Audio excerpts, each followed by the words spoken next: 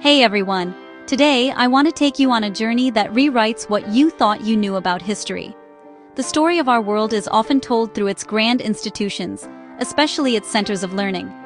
When you think of the great ancient universities, the names that spring to mind are legendary, pillars of Western civilization: Oxford, Cambridge, the Sorbonne in Paris.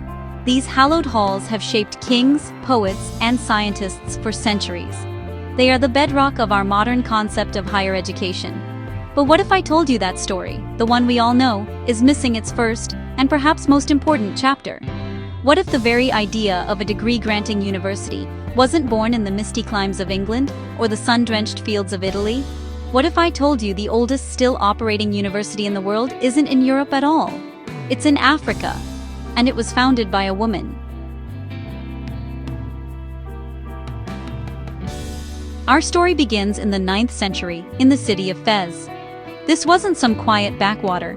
It was the bustling imperial capital of the Idrisid dynasty, a vibrant melting pot of cultures, and a crucial hub on the trans-Saharan trade routes. It was a beacon of civilization, attracting merchants, artisans, and scholars from across the known world.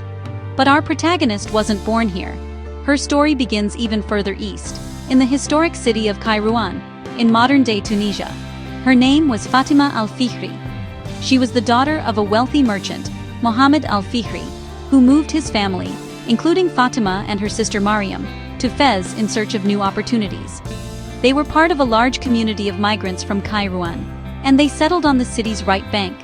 Fatima and her sister were devout, well-educated, and keenly aware of the needs of their growing community. When their father passed away, he left them a tremendous inheritance. In an age where women's financial autonomy was exceedingly rare, the sisters found themselves with a fortune and a profound choice. She could have built a palace, a monument to her family's wealth. She could have built a monument to her own name. Instead, Fatima saw a different kind of need. The local mosque for her community was overflowing. But her vision went beyond just adding more space for prayer. She envisioned a place where faith and intellect could flourish together, a beacon of knowledge for her city and the world. And she wasn't alone in this spirit. Her sister Mariam used her inheritance to found the magnificent Al-Andalus Mosque on the opposite bank of the river. Two sisters, two fortunes, two enduring legacies that would shape the spiritual and intellectual soul of Fez forever. Fatima named her project Al-Qarawiyyin, the University of the Kairouanis, in honor of her hometown. She didn't just write a check.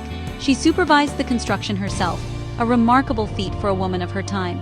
She was on site, involved in every detail, from the laying of the foundation to the intricate carving of the plaster.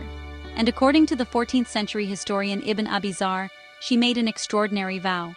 She fasted every single day from the first day of construction in Ramadan of 859 AD, until the project was completed nearly 2 years later.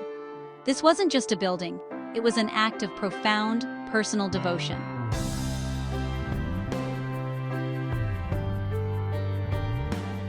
Al-Qarawiyyin was never just a mosque. It was designed from the start to be a place of learning. It began with teaching circles, or in the courtyard. But Fatima's vision was so powerful that it rapidly evolved. It became the first institution in the world to award degrees. It pioneered a system where students who demonstrated mastery in a subject were granted a license to teach that subject. This is the direct ancestor of the modern university diploma.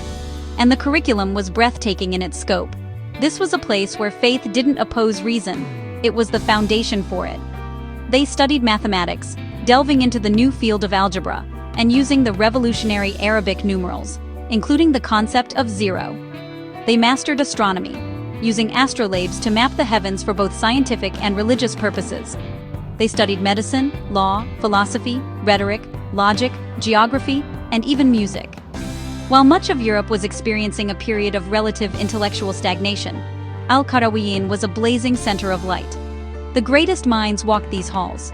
The great historian and father of sociology, Ibn Khaldun, taught here.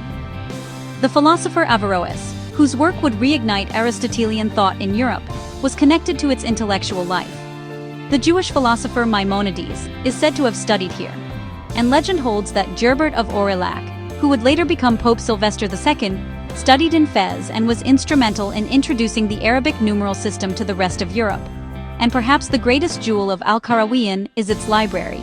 One of the oldest working libraries in the world, it is a time capsule of human knowledge. It houses nearly 4,000 priceless manuscripts, including a 9th century Quran on camel skin, and the original copy of Ibn Khaldun's Muqaddimah. For centuries, this treasure was hidden away, threatened by decay. But in a beautiful echo of its founding, a modern woman stepped in to save it. In 2012, Moroccan-Canadian architect Aziza Chaouni was commissioned to lead its restoration.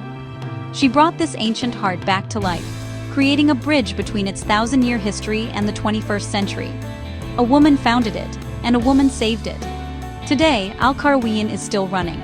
It was officially integrated into Morocco's state university system in 1963, and it continues to educate students in both Islamic studies and secular subjects. It stands as the oldest existing, continually operating educational institution in the world, a fact recognized by both UNESCO and the Guinness World Records. Over 1,160 years of uninterrupted learning. Al-Qarawiyyin is more than a record holder. It is a testament to a different story of our world. It proves that the thirst for knowledge is universal, that great centers of learning flourished in Africa and the Islamic world, and that the foundations of modern science and philosophy are far more diverse than we often remember. And at the heart of it all is one woman's vision, Fatima al-Fihri, a woman who, over a millennium ago, understood that the most powerful investment isn't in palaces of stone, but in the expansion of the human mind. She broke barriers of gender and expectation to build something that would outlive empires. Her legacy is not just in the ancient walls and green-tiled roofs of Fez. It's in every student who seeks knowledge, every woman who dares to build, and every forgotten story that, once unearthed, changes the way we see the world. Remember Al-Qarawiyyin. Remember Fatima al-Fihri. Unsung stories matter. They are the foundation of who we are. Thanks for watching. Subscribe for more hidden histories that deserve to be told.